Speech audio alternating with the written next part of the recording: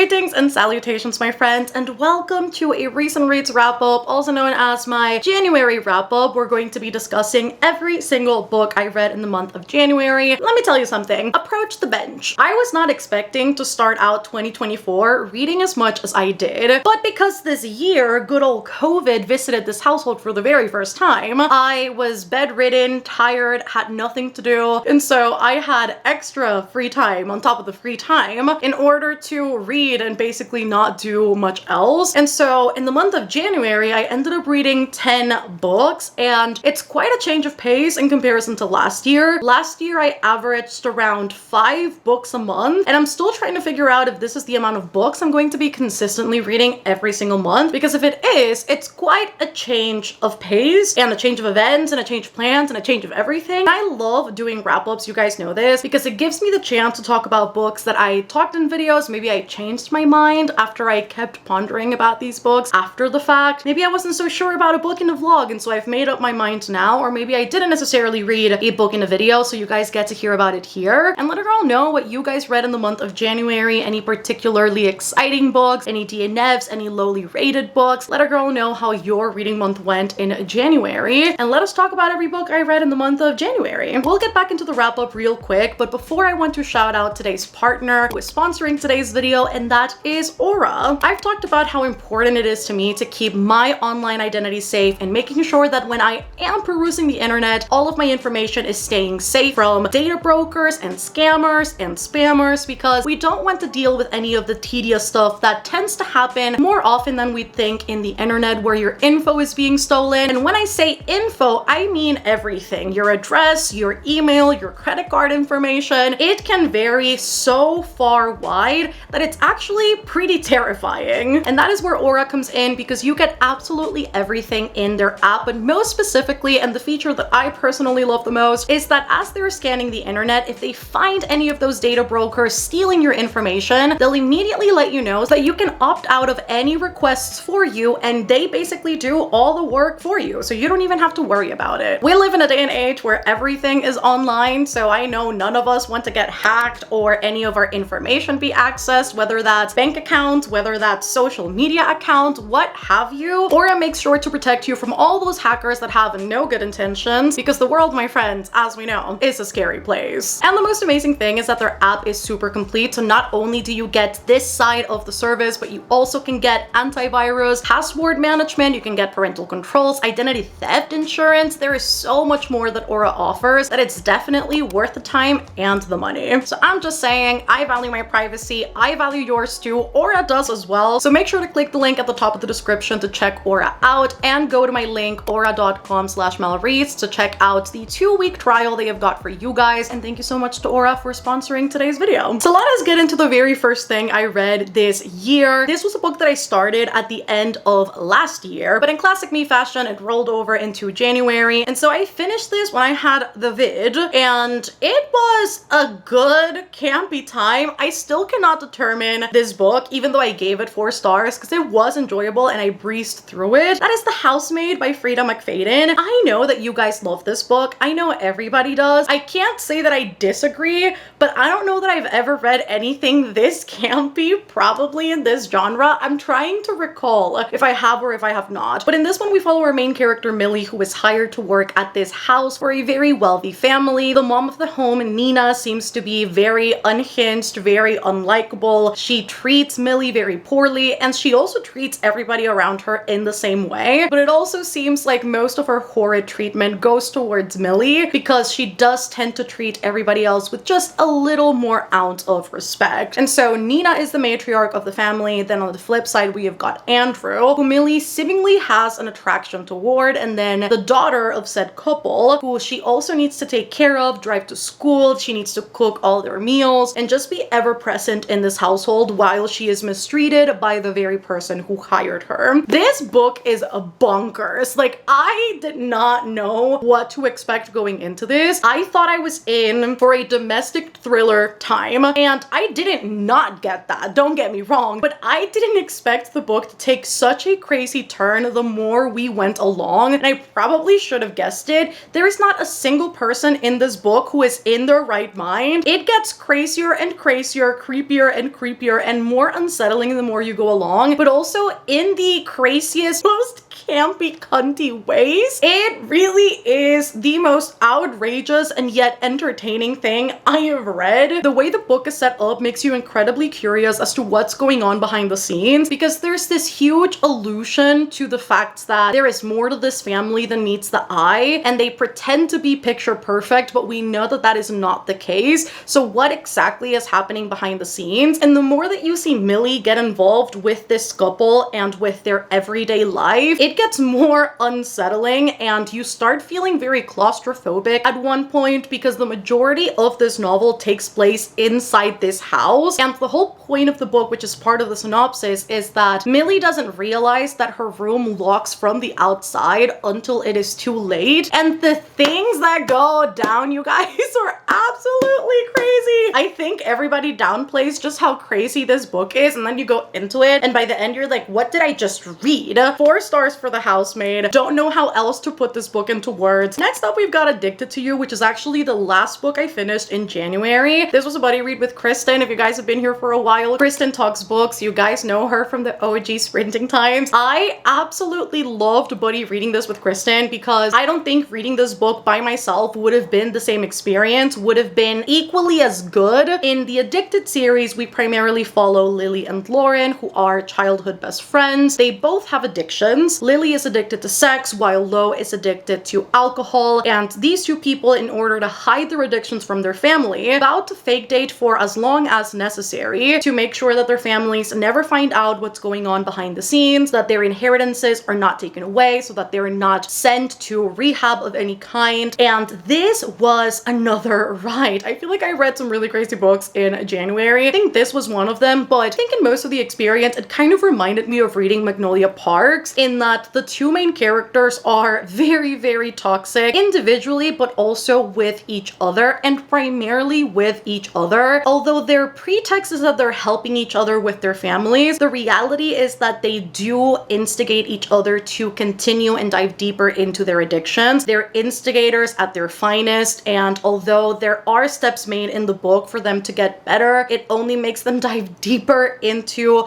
their respective addictions, and it is a really heartbreaking thing to see. And I think particularly because these two characters, when they lash out and when they are feeling at their worst, the person that they take it out on is each other. It's really heartbreaking to see the journey throughout this book in all of those really ugly, dark bits of addiction, because we do see it, right? We see the aggression, we see the ugly truths, we see the fight, we see the insults, we see every single bit of it. But then we also, on the flip side, see the love that these two characters have got for each other. And there seems to be a bigger understanding between these two people, not only because of the way that they grew up, because they're both incredibly wealthy. Both of their families are owners of some of the biggest conglomerates in, the world inside this book. So although they are incredibly toxic with each other to each other, they are also seemingly the best people for each other. And I think it's quite unique that we're seeing a book about two characters that have addictions in their own right, that have got to work those out if they really want to be with each other long term, and if they really want to be good presences in each other's lives. And so I can't wait to see how that evolves as the series goes along. I think it's going to be quite sad, because I think it's inevitable for there to be relapses and going back into rehab and going back into the healing. So I am quite curious to see how the series is going to go along, how the Ritchie sisters are going to continue diving into all of the nuances of both of these characters. It is rough, okay? It is rough on the Addicted to You streets. It is crazy in here. And so although not the best written book ever, it really was an entertaining ride. And I still gave it 5 stars, even if it's not like the best written book out there. One of my patrons said this a while ago, and I will reiterate it out in the internet. It's okay to like books that are not the best written ones, because we need those too, just for the entertainment. And I quite liked Kiss the Sky, so why not enjoy Addicted to You too? And so I can't wait to keep on going with the series. Surprisingly, I'm excited. Another book I wasn't able to vlog, which I'm so sad about, because I really do wish I had vlogged this at the beginning of the year, but I was downridden with COVID. And I also was on my week's worth of a break. Heartless by Elsie Silver was read at the beginning of the year, and it brought me so much joy, you guys. I have absolutely fallen in love with Elsie Silver, with the Chestnut Spring series, with the way that she writes her characters. All of them are so very compelling, and I love how she handles the single parent trope, all of the age gaps in her different books, and how the characters have got their individual set of struggles, how they grow past them, how they grow together as a couple. She tends to pace them incredibly well, and this was no exception. So in Heartless, we follow Cade, who is a single dad, and he is desperately looking for a nanny, a babysitter, somebody to take care of his son Luke, and by all intents and purposes, he did not intend to hire Willa, who is an absolute firecracker. They actually meet before they even establish the conversation of babysitting. They meet at a coffee shop at a very wild display from Willa, and so as soon as she walks through the door, he's like,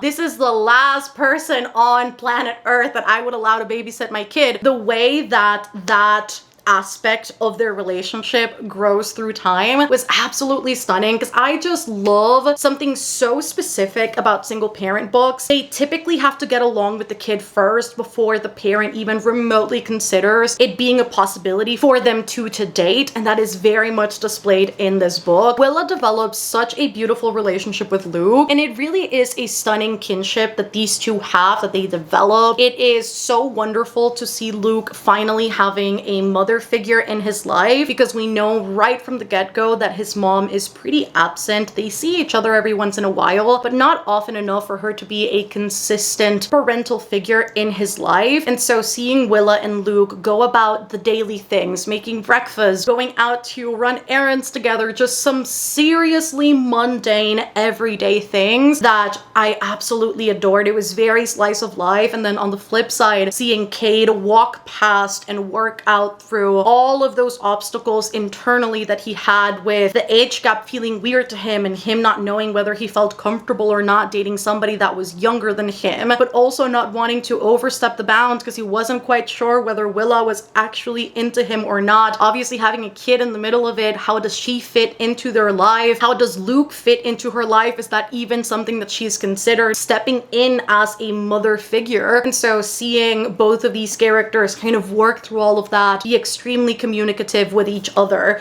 was so beautiful to see, and I loved every single second of this. There's just something about her books that are quite enchanting, and I cannot wait to read more of her books because she's everything. Like, Elsie Silver just knows what to do. And then we have got Forget Me Not by Julie Soto. This was the first book I featured in our first reading vlog of the year. I'll leave it linked down below in case you guys want to check it out. But I was quite excited about this because Julie Soto wrote one of my favorite fan fictions, The Auction, on AO3, because I was like, dude, one of my favorite fanfic authors is stepping into the traditionally published world. Of course I want to read it. And it was a bit disappointing. I ended up going for a 3.5 stars, if I remember correctly. I feel like the way the two main characters hyped each other up, hyped their romance with each other, it was so epic, and they knew each other so well, and there was nobody that understood the other the way that the other did, and I just didn't believe any of that because of the setup of the book. We have our main character, Ama Torres, who is a wedding planner, and she has emancipated from her previous job. She quit it in order to start up her wedding business. It's going quite well. However, she does very low-key weddings, and she likes it that way because that way she can accommodate more weddings by having them be smaller. She's thrown off, completely off kilter at the start of the book when she is contacted by an actress, influencer, public figure that wants her and is hell-bent on having her plan her wedding alongside her fiance, but also her florist, who is Ama's ex, or ex something, because they really didn't date, because that's the catch of the book. Ama doesn't date. Her mom has married upwards of 14 times, which has really damaged her view of relationships, of marriage, of anything to do with commitment. She doesn't believe in it. So it's funny that she's a wedding planner and she's in the business. However, she doesn't quite believe in what it all represents. In the book, we have got two different timelines. Present timeline, which is from Ama's POV, and then the past, which is in Elliot's POV, Elliot being her ex something. And in the present timeline, we get to see how she's planning Hazel and Jackie's wedding while she reconnects with this person that she hasn't talked to in a while. And then in the past timeline, we see how her and Elliot meet and how they strike up this situationship that they have got with each other. The past timeline basically just shows them being extremely physical with each other because Ama doesn't want the intimacy of getting to know each other. She doesn't want the intimacy of everything else outside of the sex because she doesn't believe that it's going anywhere but it being casual, whilst at the same time contradicting herself because she wants this to be a long-term thing. And so we just see Ama be a walking contradiction, not cooperate, neither in the past or the present. She is a very infuriating main character to read about and to read from. I didn't particularly like her that much because the way that she communicated was really infuriating to me. It just didn't seem like it was the best way to go about a lot of things. And I think especially if you know that a relationship and commitment is not something you're looking for, I do believe it's your responsibility to say that to whomever you are partnering with, doing whatever it is that you're doing. And she doesn't do that a lot of the time, which allows Elliot to make up these illusions in his head about a proper relationship and marriage and living together and doing all these different things. So these two characters are so not on the same page, and it is so maddening. It was a bit infuriating. It was still entertaining. I am looking forward to Julie Soto's next book. I don't know if I'm going to read it with the same quickness or with the same excitement, but I am quite excited to see if maybe in the second book we redeem ourselves, because that would be fantastic. I didn't think I was going to devour this book in the way that I did, but I ended up doing so. I, in fact, ordered the UK edition because it's really stunning, and I ended up getting the Lumicrate edition of the second book because the pre-sale actually went up today. Song of Silver Flame Like Night by Amelie Wenzhao. I have never read anything by this author. I know The Blood Heir was quite famous in its time. People were really raving about it. I've heard amazing things, so I may go back to that and see what that is about. I, although did not put the second book in my TBR, I do think I'm going to read the second book, Dark Star Burning, something, something, something.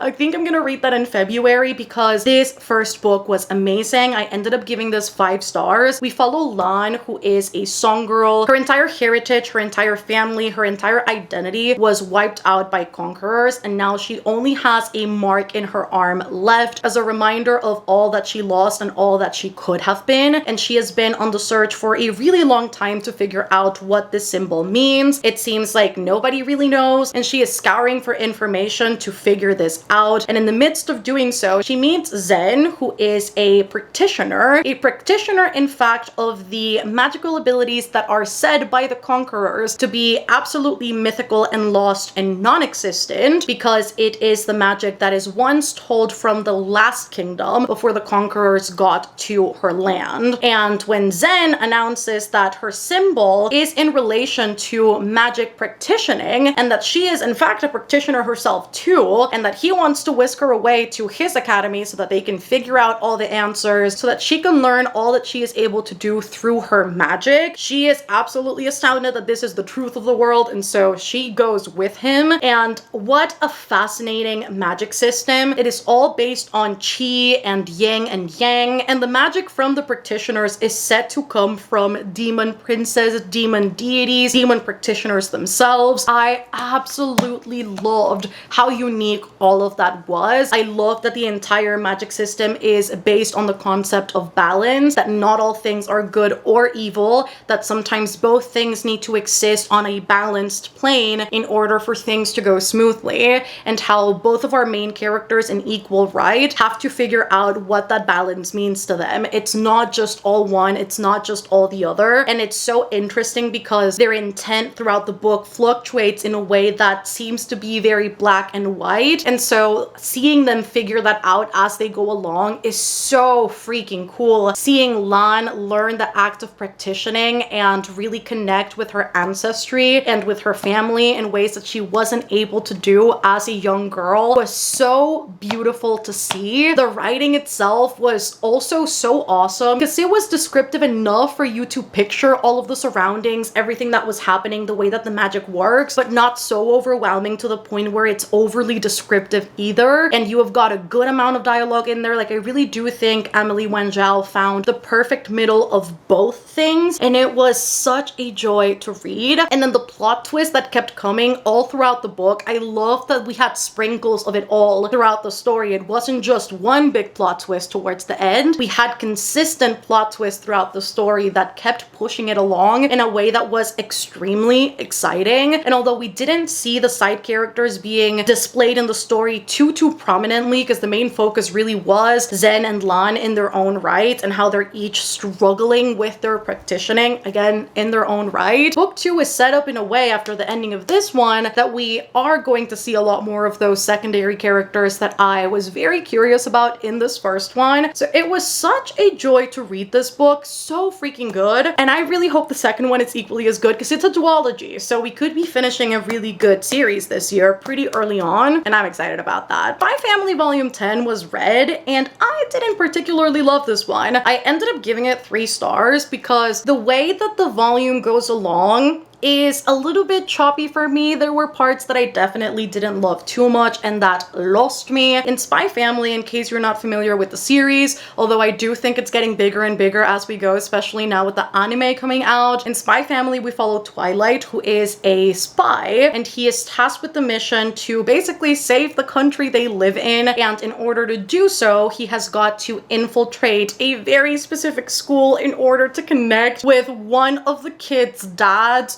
who is very much involved in this entire ploy. And to be able to do that, he enlists the help of a fake wife by the name of Yor, who he is unaware is an assassin, and a girl named Anya, who, unbeknownst to him, is a telepath. And as the series goes along, we see the most outlandish things, but in the best way possible. Yor and Twilight are not familiar with each other's abilities or background, though Anya is, because she's a telepath, and the way that she meddles with the story sometimes, just because she overhears something, is truly hilarious. Anya, to me, is one of the best characters in the series, and I am yearning and counting down the days till we see all of them figure out what they are so that maybe they can become a proper family unit. But this particular volume, the first third of it focused very strongly on Twilight's backstory, and it was quite good to see that because we didn't really know anything about Twilight. He was as mysterious as his profession, and so seeing that backstory, seeing where he comes from, why he is so motivated to protect his country, protect his people, and why he is so devoted to his job was quite nice. But then the middle of it, the second mission, focused on the spy organization he's a part of. That bit was really not interesting, and then we flash to the present as we see the family unit, particularly Anya, a lot, interacting with the elegance professor, which is another one of my favorite characters in the manga series. And so there were strong parts to this volume, there were not so strong parts, and that's the thing about manga, you know, it fluctuates with every volume. You never really know what you're gonna get, especially being divided into chapters. You never really know if the chapter is gonna be good, if it's gonna be a filler one. And so I find that this one had a little bit too much filler, but it really does seem like a bridge volume to get into the next one, so that's okay. I'm sure volume 11 is going to be better. Another graphic novel I read this month was Heartstopper volume 5. So excited to read this ever since it came out, but the library hold was eternal, so my hold didn't come in until a few weeks ago. Gave it 5 stars as per usual because Heartstopper is where happiness lies. So in this one, if you're not familiar, we follow Nick and Charlie, who are both in high school, and we particularly see them strike a friendship after Charlie joins the rugby team, and this friendship slowly devolves into a romance, and it particularly poses a challenge for both of these characters as Charlie is gay and already out, and then Nick, who is very unfamiliar with his sexuality, he has never really considered that he is anything other than straight, and so this relationship really makes him explore what his sexuality means to him, what he could potentially identify as, and how he wants to present that to the world or not. Is he ready to take those steps, knowing full well what has happened to Charlie in the past? And this particular volume explores so many different things. Nick is set up to go to college very soon, and so he is scouting different universities and going out to visit them with his friends, and Charlie is going going through a bunch of healing for his eating disorder, going to therapy very consistently for his mental illnesses. But the biggest cloud hanging around this volume is that they don't want to not take each other into consideration when they're making all of these choices. And so it poses the question of, should I be stopping myself making certain decisions so that I can stay close, not hurt, or not hinder this other person, the connection that we have got with each other? Or should I do what's right for me because it's the best step forward for me personally? And how will that affect my relationship? And so the more we go along in these volumes, the more mature the themes get, which I absolutely love. And I've said this before, I absolutely love the way that Alice Oseman handles the topic of mental illness, mental health, and eating disorders. As a fellow eating disorder girly, there are many times where I see content online in media that is extremely triggering. And so I try and stay away from those topics because I know that as somebody who is going through all the steps that Charlie is going through of making sure that I'm eating and making sure that I'm going to therapy and making sure that I have got these routines in place for myself so that I can continuously get better and heal and not rely on these very harmful tendencies that I have been engaging in for a really long time. For me, it's super important to also see the flip side of a lot of the toxic, really harmful content that I see online and see characters that are healing, characters that are continuously getting better and again going through that same journey, and it being depicted in a very empowering, just healing way. Absolutely love the way that Alice Oseman goes about all of that. Like, Heartstopper is so near and dear to my heart. So 5 stars to Heartstopper Volume 5. I just absolutely loved it. Vera Wong's Unsolicited Advice for Murderers was also read in January. I ended up giving this book 5 stars as well. What an endearing, enchanting, absolutely enthralling book to go into. If you are looking to read Vera Wong, I would 100% recommend the audiobook. It was the most wonderfully immersive experience ever. The narrator is just so good at what they do, at putting on those inflections, different voices, at really bringing to life the book in a way that was so wonderful. And this book really does give me kind of, in a way, Only Murders in the Building vibes, because we follow Vera Wong, who is a very old lady, and she loves true crime. She loves everything to do with solving mysteries, and she also owns a tea shop, a very important fact, because one day she just walks into it and she finds a dead body just right smack down the middle of her shop, and she gets really excited because she has got nothing to do with her time. Her son is ignoring her or dismissing her half the time, sadly. They don't have the best relationship, it seems like. And so in an attempt to make her life more exciting, but also because she believes that the police is absolutely incompetent at their job, she decides to solve this mystery herself and find who murdered this man, because she believes that it was nothing but a murder. What was surprising to me going into this, because I didn't know it, is that this book actually has many different POVs. So we have got Vera as the tea shop owner and the person who finds the body. We have got Julia, who is the deceased wife. We have got Sana, who is a podcaster who wants to know a little bit more about the case to potentially talk about that in her podcast. We have got Oliver, who is the deceased twin brother. And then we have got Ricky, who is a newspaper reporter who also wants more information on the murder to be able to talk about it in the newspaper. And the cool thing about the book is that every character has something to hide in their own right. So none of these people are exactly who they say they are, and they all have a connection to the deceased. And so it was so freaking hilarious. It was such an entertaining ride. And also seeing Vera be every role possible in the book, from a detective to a matchmaker to all of these people. She literally says the line, "If you're not the murderer, I may just set you up with my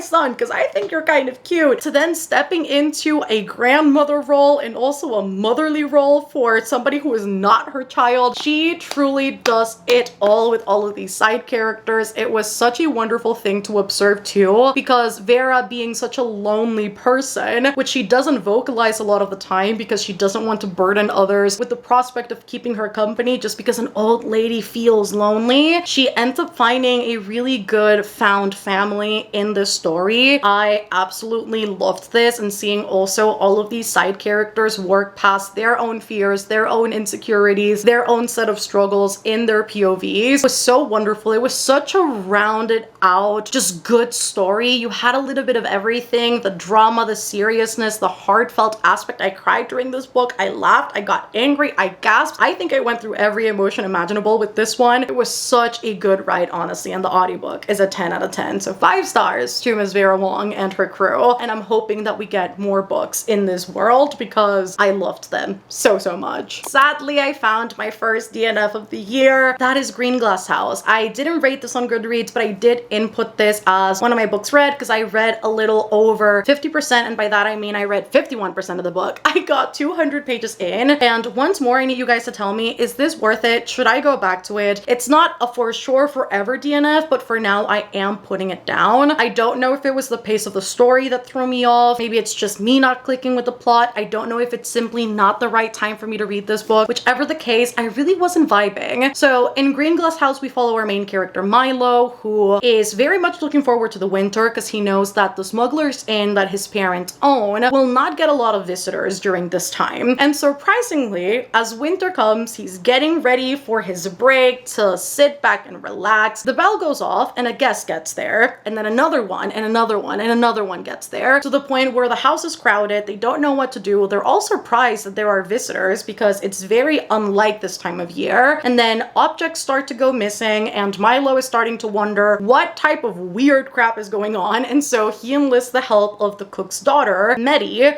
to figure out what exactly is happening in Green Glass House and how all of these people are connected. And I got 200 pages in, and aside from establishing what I just explained, which is just the synopsis, which is the inciting incident of the book, nothing else really happens in those first 200 pages. It was a dreadfully slow 200 pages. And so I was looking for more excitement. I was waiting for some more moves to happen, maybe a plot twist to be thrown in there halfway through the book so that it could propel us towards the last 50. And none of that really happened, which was very unfortunate because I really wanted to love this upon a first read. That was simply not the case, sadly. I can see the appeal of it. It is very atmospheric. It is very much a winter read, and I love that for the people. I don't have winter where I live in Panama, so it really does not matter what time of year I read this in because we get the same weather all year round. Don't know what to do with this one. Don't know if I should pick it back up, attempt to finish it. I don't know if it's worth it. People have said yes. Some people have said no.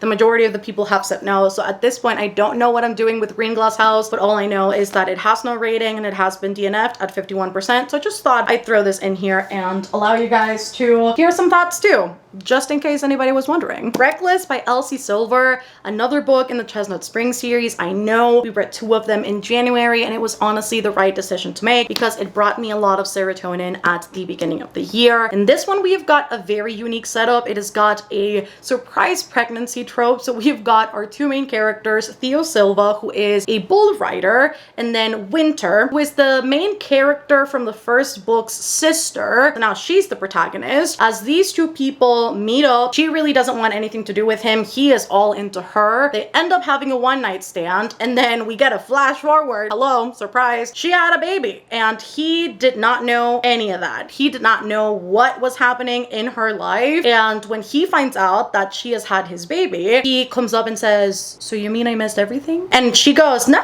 you haven't missed everything." He's like, "No, but I did. I missed out on the pregnancy, on the birth, on the first 9 months. I missed everything. I wasn't there for you." And this book was pitched to me as the older sister's book. It was in every sense of that sentence, of the saying of the word, every bit of that. It was such a beautiful ode to the people that never get help, never get support, never are listened to, can never rely on others, don't have a good support system, but they have to be all of those things for other people, but they are never taken into that same consideration. And finally getting to meet that first person who is willing to step up to the plate in all of those ways. And it was so beautiful to see Winter go from a very standoffish, don't want anything to do with you, I don't need your help, I don't want to talk to you, I don't want you to be around me, not only with Theo but with everybody else in her life, into a character that has an inner circle, who has a support group, who has a good partner, who has a life that she honestly could never have imagined at the start of the book. And seeing Theo as a love interest, as somebody who is reliable, as somebody who steps up to the plate even in times that a lot of people would run away, being somebody incredibly stable and super secure in himself, but also on the flip side of those things, seeing both of these characters go through all of the 9 yards of the insecurities